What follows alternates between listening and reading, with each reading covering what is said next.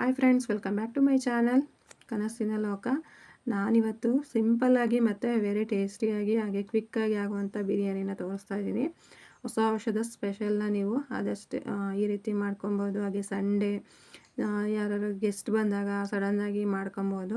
ಇಲ್ಲಿ ನಾನು ಈರುಳ್ಳಿನ ಹೆಚ್ಕೊಂಡಿದ್ದೀನಿ 2ರಿಂದ 3, ಹಾಗೆ ಮೆಣಸಿನ್ಕಾಯಿ, ಹಸಿಮೆಣಸಿನ್ಕಾಯಿ, ಹಾಗೆ ಟೊಮೊಟೊ ಮತ್ತು ಪುದೀನ ಮತ್ತು ಕೊತ್ತಂಬರಿ ಸೊಪ್ಪು, ಹಾಗೆ ಮಸಾಲೆ ಬೇಕಾಗಿರುವಂಥ ಚಕ್ಕೆ, ಲವಂಗ, ಏಲಕ್ಕಿ, ಹಾಗೆ ಕಸೂರಿ ಮೇಥಿ ಮತ್ತು ಸೋಂಪು ಕಾಳನ್ನ ರೆಡಿ ಮಾಡಿ ಇಟ್ಕೊಂಡಿದ್ದೀನಿ. ಈಗ ಇಲ್ಲಿ ಕುಕ್ಕರ್ನ ನಾವು ಈಗ ಬಿಸಿ ಮಾಡ್ಕೊಳ್ಳೋಕ್ಕೆ ಇಟ್ಕೊಂಡಿದ್ದೀನಿ. ಈಗ ಅದಕ್ಕೆ ನಾನು ಬೇಕಾಗುವಷ್ಟು ಎಣ್ಣೆ ಹಾಕ್ಕೊತಾ ಇದ್ದೀನಿ.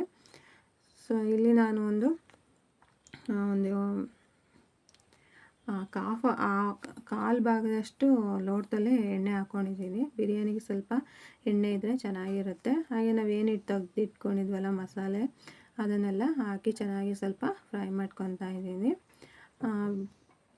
ತುಂಬ ಥರನೇ ಮಾಡ್ಬೋದು ಬಿರಿಯಾನಿ, ತುಂಬ ರೀತಿಯಲ್ಲಿ ತುಂಬ ಸ್ಟೈಲಲ್ಲಿ ಮಾಡ್ತಾರೆ ಬಿರಿಯಾನಿ.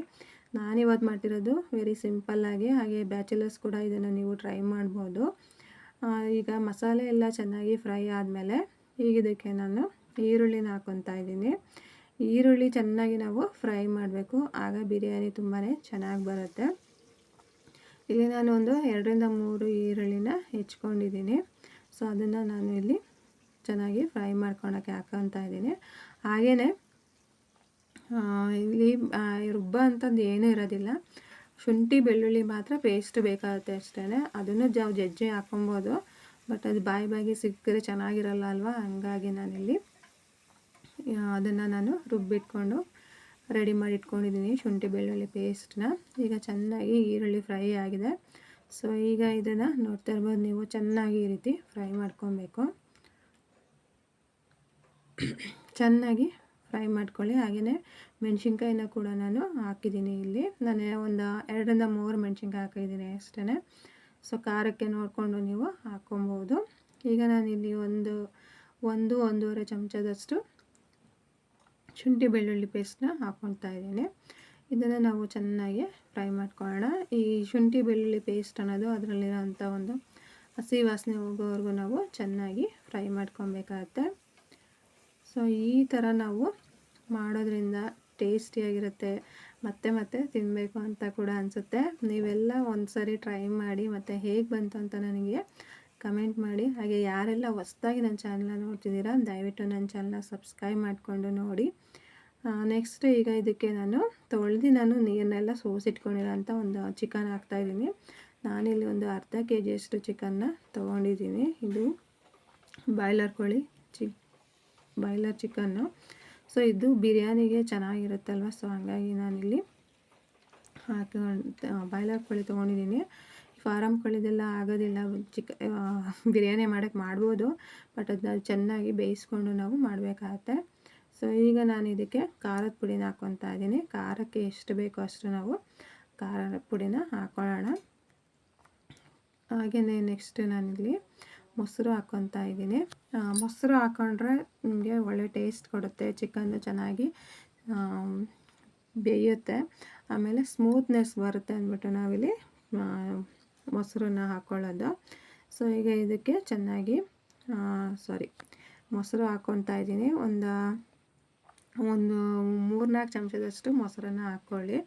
ಏಕೆಂದರೆ ನಾವಿಲ್ಲಿ ಟೊಮೊಟೊ ಕೂಡ ಹಾಕ್ತಾಯಿದ್ದೀವಲ್ಲ, ಹುಳಿ ಬಂದ್ಬಿಡುತ್ತೆ. ಸೊ ಹಂಗಾಗಿ ನೋಡಿಕೊಂಡು ಮೊಸರನ್ನ ಹಾಕ್ಕೊಂಡಿದ್ದೀನಿ. ಹಾಗೆಯೇ ಇದಕ್ಕೆ ನಾನೀಗ ಇದನ್ನು ಚೆನ್ನಾಗಿ ನಾವು ಮಿಕ್ಸ್ ಮಾಡ್ಕೊಳ್ಳೋಣ. ಖಾರದ ಪುಡಿ ಮತ್ತು ನೀವು ಧನಿಯಾ ಪುಡಿ ಕೂಡ ಇಲ್ಲಿ ಇವಾಗ ಹಾಕ್ಕೊತಾ ಇದ್ದೀನಿ ನಾನು.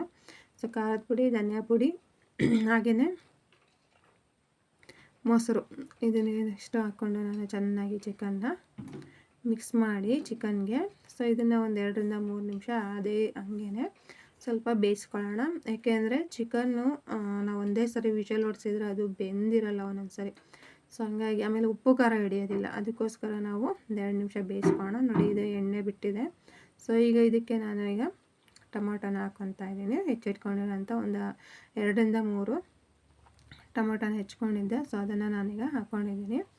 ಇದನ್ನು ಹಾಕ್ಕೊಂಡು ಚೆನ್ನಾಗಿ ಸ್ವಲ್ಪ ಬಾಡಿಸೋಣ. ಏಕೆಂದರೆ ಟೊಮೊಟೊ ಸ್ವಲ್ಪ ಬೇಯಬೇಕಲ್ಲ, ಅದಕ್ಕೋಸ್ಕರ ಟೊಮೊಟೊ ಬೇಗ ಬೆಂದ್ಬಿಡುತ್ತೆ, ಅದೇನು ಬೇಗನೆ ಬೇಯ್ಕೊಂಬಿಡುತ್ತೆ.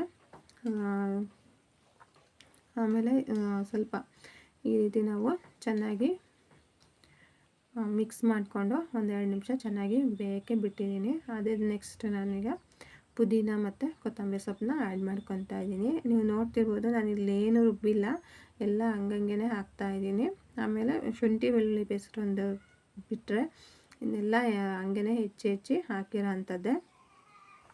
ಸೊ ಇದಾದಮೇಲೆ ನೆಕ್ಸ್ಟ್ ಚೆನ್ನಾಗಿ ಈ ರೀತಿ ಮಿಕ್ಸ್ ಮಾಡ್ಕೊಳ್ಳೋಣ.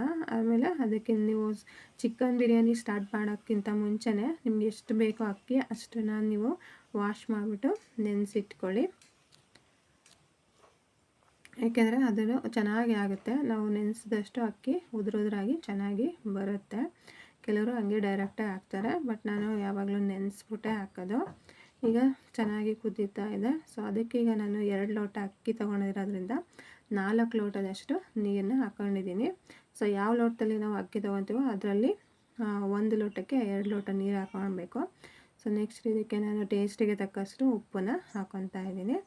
ಸೊ ನೀವು ನೋಡಿಕೊಂಡು ಉಪ್ಪನ್ನ ಹಾಕ್ಕೊಳ್ಳಿ. ಆಮೇಲೆ ಈ ಒಂದು ಸ್ಟೇಜಲ್ಲಿ ಕುದೀತಿರುತ್ತಲ್ಲ, ಆ ಸ್ಟೇಜಲ್ಲಿ ನೀವು ಖಾರನ ಟೇಸ್ಟ್ ಮಾಡ್ಬೋದು. ಖಾರ ಇನ್ನೂ ಬೇಕಿದ್ರೆ ನೀವು ಸ್ವಲ್ಪ ಖಾರದ ಪುಡಿನ ಹಾಕ್ಕೊಬೋದು.